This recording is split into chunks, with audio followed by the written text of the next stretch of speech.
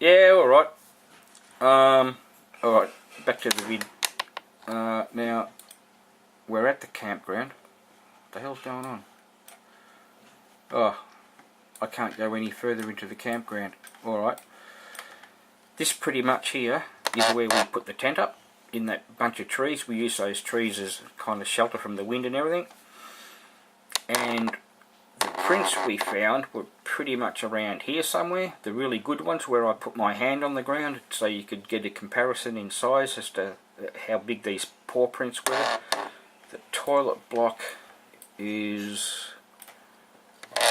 somewhere up in these trees, and that's where my sister saw the other paw prints, but they weren't as good. They were a bit messy. You couldn't see all the detail, but the one we got here was fantastic. Now, probably a couple of hours later when we decided to have tea, my sister had bought a couple of really big steaks. She's a cook, not a chef, but she's a cook. And she was going to cook them up. Now, I put the steaks in my esky, and they were just wrapped up in tin foil or something, and a lot of the ice had melted, and the meat was actually sloshing around in the water. And I'm pretty picky about meat. I don't care how much you cook it, I'm not going to eat it if I think it's a bit sus. So I said to her, look, I might pass on my steak, you can have it if you want. She ate hers. The other bit of steak we sort of threw over here onto the ground. And then we went for a walk. It takes about probably a few hundred metres to walk along the edge of the river before it meets the ocean. And there's a beautiful beach there. We were probably gone 40 minutes, maybe an hour, something like that. We came back and the meat was gone. And this was a big chunk of steak, you know, like T-bone or something. It was pretty much 3/4 of an inch thick and large.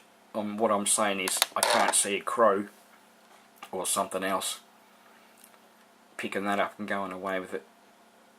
Anyway, so that's what we seen. That's what happened. And another thing, I did actually contact a big black cat bloody website thing that was run from Victoria, I think. And I spent ages typing up the whole account. I put Thompson's Road in, I googled it and everything, so I got all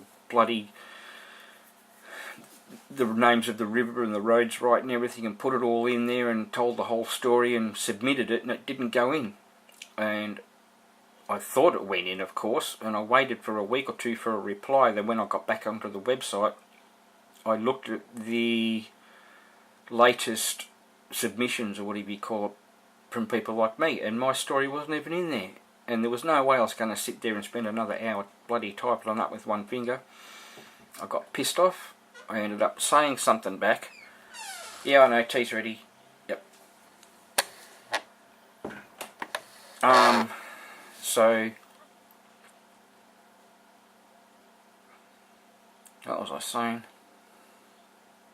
Yeah, so as far as the website goes, if you look at stuff on it, you know, the last submissions have been quite a while. I just made a comment on the website and said you can't be too serious about all this bloody research you claim to be doing, because no one bothered to contact me. I left my phone number. I told them I had video at the time if they wanted to see the paw prints and stuff.